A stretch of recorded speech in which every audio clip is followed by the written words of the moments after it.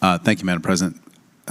Happy to further elucidate, even though this wasn't my bill. It was mainly a bill from the senator from Central Fairfax who carried it. But just a few things I'll note. Number one, when all this, I'll just call it new and enhanced ICE activity began earlier this year, it created all kinds of confusion in our courthouse. I ended up receiving phone calls from numerous, let's just say, shall we say, people, officials affiliated with the courthouse who were concerned because there were arrests occurring outside of courtrooms by people who weren't wearing uniforms.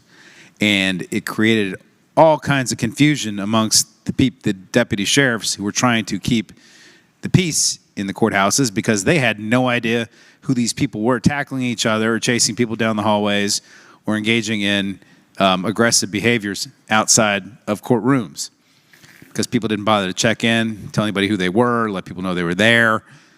And it created all kinds of confusion for people in the courthouse watching this happen in front of them. Nobody knew whether to intervene or whether there was some kind of a gang fight going on, some kind of retaliation for something that happened out on the street.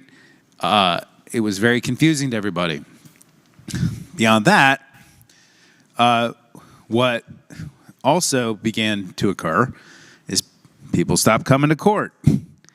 And as many of us who represent communities who've tried to be attentive to these issues have argued, when ICE gets aggressive with people, when law enforcement starts asking about immigration status at every encounter, people stop reporting crime to the police. There's been neighborhoods where the numbers of domestic violence has vanished, just went away magically because President Trump became president. You wonder why that is. It's because people aren't calling the police anymore to report crime because they're afraid of having interactions.